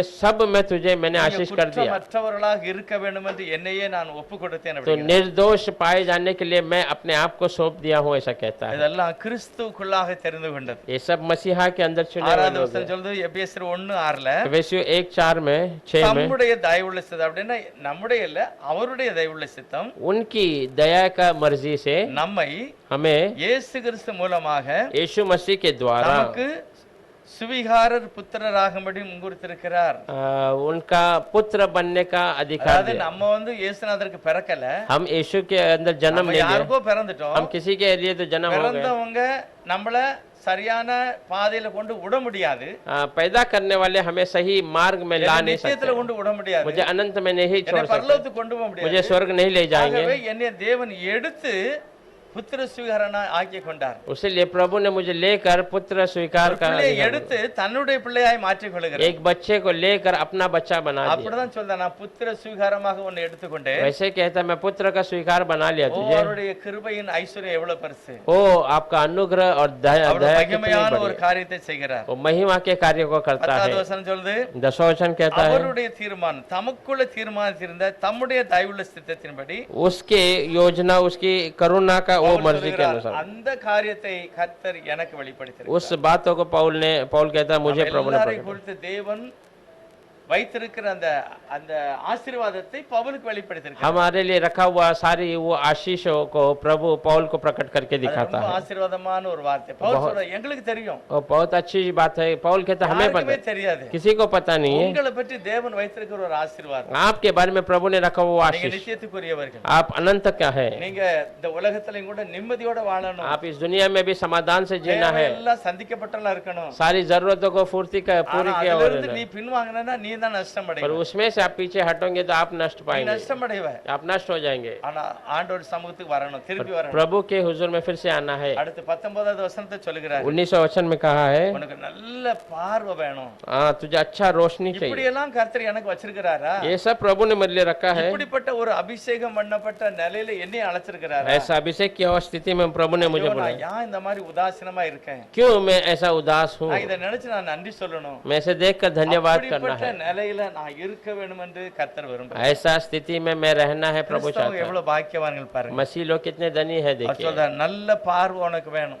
अच्छा नजरिया तुझे ஆண்டவரை चाहिए, பற்றி ஒரு நல்ல பார்வை. प्रभु के बारे में एक अच्छा உங்களை नजर, பற்றி அவர் வைத்திருக்கிற தீர்மானம் நல்லது. आपके बारे में जो योजना प्रभु रखा अच्छा है। 2வது அதிகாரம் முதல் வசனம் சொல்லுகிறது, दूसरा अध्याय पहला वचन कहता நீங்க है ஒண்ணு நல்லவங்க கிடையாது. आप कोई अच्छे व्यक्ति नहीं है। அக்கிரமங்களினாலும் பாவங்களினாலும் செத்து கிடந்த நீங்க अधर्म और पाप से मरे हुए तुमको ஆண்டவர் கிருபையாக உயிர்ப்பித்தார். प्रभु ने अनुग्रह से இது जिलाया நம்ம है। இறக்கமா தான் கிடைச்சிருக்கு. ये सब अनुग्रह से मिला है। இதை யான் அதை காத்துக்கொள்ள கூடாது. ये क्यों आप इसे बचा नहीं இப்ப पाते? நல்லவர். प्रभु भला है। கடைசி ஒரு வசனம் சொல்றேன் பாருங்க. आखिरी एक वचन बताता हूँ। வாசிக்க வேண்டாம்.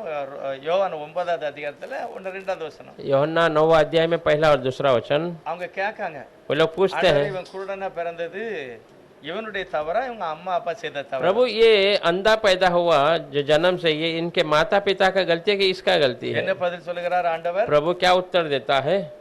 இவன் குருடனாய் பிறந்தது இவனுடைய பாவமும் கிடையாது, ये अंधा जन्म हो इसका पाप में इसका गुण नहीं, தகப்பனுடைய பாவமும் கிடையாது. इनके माता पिता के गुनाह भी नहीं है। உலக தோற்றத்துக்கு முன்னாலே இவனை பற்றி நான் எழுதி வைத்திருக்கிறேன். दुनिया उत्पन्न होने के पहले ही इसके बारे में मैंने लिख இவனை कर பற்றி रखा ஒரு பெரிய தீர்மானமே है। இருக்கிறது. इसके बारे में एक बड़ा विचार है। என்னுடைய கிரியை வெளிப்படணும். मेरा काम प्रकट होना அதை நான் है, முந்தியே என்ன செய்து வச்சிருக்கப்பா. उसको मैं पहले ही करके रखा है। அதனாலதான் நான் इवனை இப்படி பிறக்க வச்சேன். उसी लिए मैंने ऐसा ऐसा जन्म அவனை दिया। மட்டும் இல்ல, उसको केवल नहीं, எல்லாத்தையும் பற்றி கர்த்தர் எழுதி வைத்திருக்கிறார். सबके बारे में प्रभु ने ऐसा लिखा எல்லாத்தையும் है। பற்றி எழுதி வச்சிருக்கிறார். सबके बारे में। சங்கீதம் 138வது சங்கீதத்துல அப்படிதான் எழுதி இருக்கிறார். वजह से 138 में ऐसे लिखा நான் है, பிறந்ததை எழுதி வைத்திருக்கிறார். मेरा जन्म लिखा है, என் எலும்பு வளர்ந்ததை எழுதி मेरा வச்சிருக்கிறார். हड्डियां बढ़ना वो लिखा है, எல்லா சிந்தனைகளையும் கர்த்தர் எழுதி வச்சிருக்கிறார். सारे विचार को प्रभु लिख कर रखा है। அப்ப நான் என்ன செய்யணும்? तो हम क्या करना है? தேவனுடைய இந்த மகிமையான சிந்தனையை நினைத்து விழுந்தா எழுந்திருக்கணும். महिमा परमेश्वर की उस महिमा के विचार को सोच कर என்னுடைய हम उठ कर விசுவாசத்தை நான் எழுப்பணும். हमारे विश्वास को जगाना है। என்னெல்லாம் எழுதி வச்சிருக்கேன் प्रभु मेरे लिए क्या क्या लिखा நான் रखा ஏன் है, இந்த மாதிரி பலவீனமா இருக்கேன், मैं क्यों ऐसा कमजोर நான் ஏன் हूँ, இப்படி துக்கத்தோட இருக்கேன், मैं क्यों ऐसा दुखी என்ன हूँ, நீங்க இப்படி எழுதி வைக்கல, मुझे ऐसा आपने रखा नहीं है। நான் பழைய அந்த ஆசீர்வாதத்தை எடுத்துக்கொள்ள வேண்டும். मैं पुरानी उस आशीष को ले लेना है। நல்லவர், प्रभु भला है, அவர் என்னை பற்றி மகிமையான காரியத்தை எழுதி वो வைத்திருக்கிறார். मेरे बारे में महिमा की बातों को लिखा है। பரிசுத்தவான்கள் எல்லாரும் கர்த்தர் அப்படிதான் ஆசீர்வதித்தார். पवित्र लोग सबको प्रभु ऐसे ही आशीष நமக்கும் करते அந்த மேன்மையான ஒரு ஆசீர்வாதம் இருக்கிறது.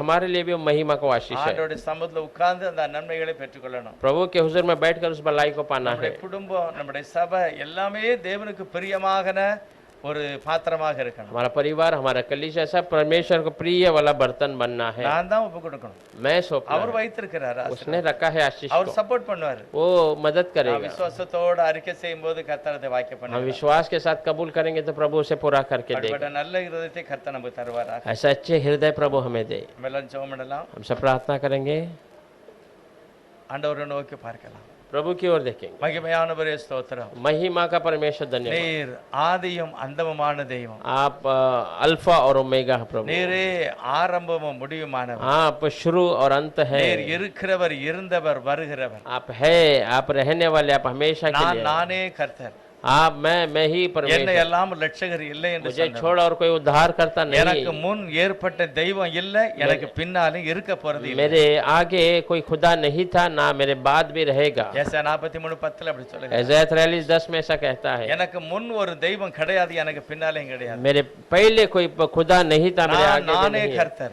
मैं ही खुदा என்னை हूँ, எல்லாம் ரட்சகர் இல்லை என்று சொல்லி मुझे छोड़ कोई उद्धार करता அவர் नहीं है। ஆலோசனை கர்த்தர். वो आलोचना அவர் करता, எல்லாவற்றையும் முந்தி முடித்தவர். वो पहले ही सब कुछ कार्य करने அவர் वाला खुदा। தன்னுடைய ஜனங்களை கூட்டி சேர்ப்பார். वो अपने लोगों को इकट्ठा करता அவர் है, தமது களத்தை நன்றாக கூட்டி वो சேர்ப்பார். अपने झुंड को सही ஒரு से, கோதுமை மணியை கூட நான் விட மாட்டேன் என்று சொல்லி एक बीज को भी वो छोड़ेगा नहीं सके। எல்லாரும் கோதுமை மணிகளாக இருக்கு. हम सब एक गेहूं के बीज கர்த்தரால் के தெரிந்து समान, கொள்ளப்பட்ட ஜனமாய் प्रभु से चुने हुए लोग அவருடைய हैं। ஜீவ புஸ்தகத்தில் மாட்டுக்குட்டியானுடைய புஸ்தகத்தில் பெயர் எழுதப்பட்டவர்களாக उनके जीवन मेमने के लहू मेमने के उस किताब में हम हमारा नाम जीवन के किताब में நன்றி लिखा है। சொல்லணும். இயேசப்பா நன்றி. धन्यवाद प्रभु यीशु। என்னையும் கூட நினைவுல வைத்திருப்பதற்காக நன்றி. मुझे भी याद रखा उसलिए धन्यवाद। எனக்கும் கூட சில காரியங்களை மையமே வைத்திருக்கிறவரே நன்றி. मेरे लिए भी कुछ महिमा के कार्य रखा நன்றி उसलिए சொல்லுகிறேன் பிதா. धन्यवाद करता இந்த हूँ। அறிகிற அறிவை எங்களுக்கு தாரும். ये ज्ञान आपके जानने का जानकारी 64வது அதிகாரத்துல கர்த்தர் சொல்லுகிறார். ऐसा 64 தனக்காக में காத்திருக்கிற ஜனங்களுக்கு अपने लिए इंतजार करने அவர் वालों को, வைத்திருக்கிற ஆசீர்வாதத்தை ஒருவனும் காணவில்லை, उसने रखे हुए आशीष को किसी ने भी देखा नहीं, ஒருவனும் காதுகளால் கேட்கவே இல்லை. किसी ने कानों से भी सुना नहीं। அப்படிப்பட்ட மகிமையான ஆசீர்வாதம் ऐसा महिमा का आशीष கர்த்தர் தாமே உம்முடைய நாமத்துக்கு பயந்த ஜனங்களுக்கு அப்படி வைத்திருக்கிறார். प्रभु स्वयं अपने नाम से भय मानने वाले लोगों को दे। आशीष कीजिए இங்க प्रभु। இருக்கிற ஒவ்வொருவரையும் உம்முடைய சமூகத்துல ஒப்பு கொடுங்க. यहाँ हर एक को आपके हुजूर में देते हैं। ஞானத்தோடு நடந்து கொள்ளணும், ज्ञान से चलाइए प्रभु, புத்தியோடு நடந்து கொள்ளணும், बुद्धि से चले உம்முடைய प्रभु। சமூகத்துல காத்திருக்கணும். आपके हुजूर में इंतजार में रहना நியாயாதிபதி है। புஸ்தகத்துல அடிக்கடியாக அழுது புலம்பினார்கள். न्याय के किताब में हमेशा रो कर கர்த்தர் प्रार्थना, மனதிறங்கி அந்த ஜனங்களை விடுதலை ஆக்கினார். प्रभु मन परिवर्तन करो बच्चे। ஆசீர்வாதத்தை ஒவ்வொருவரும் எடுத்துக்கொள்ள ऐसे आशीष हर एक ले ले प्रभु। நீர் விரும்புகிறதே நாங்கள் செய்ய உதவி செய்யும். आप चाहते हैं उसी को हम करें। இயேசு கிறிஸ்துவின் நாமத்தினால प्रभु यीशु मसीह के नाम से मांगते हैं, आमीन।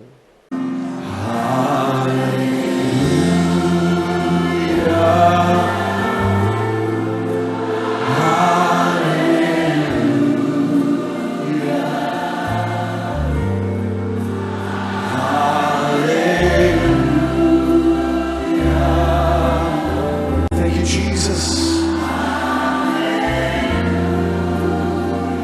Hallelujah.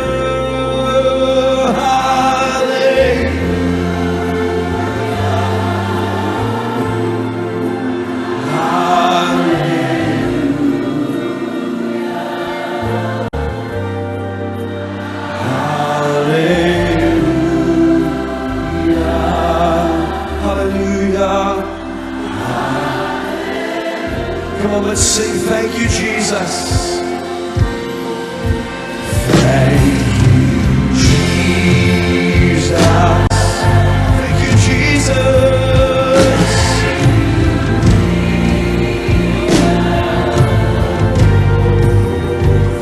Thank you, Jesus.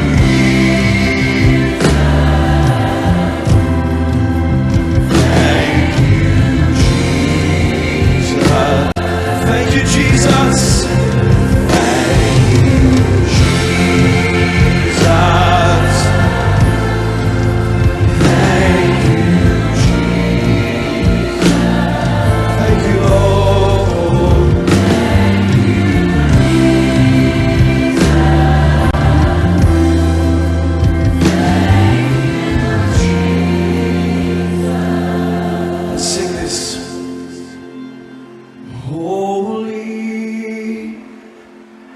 Oh,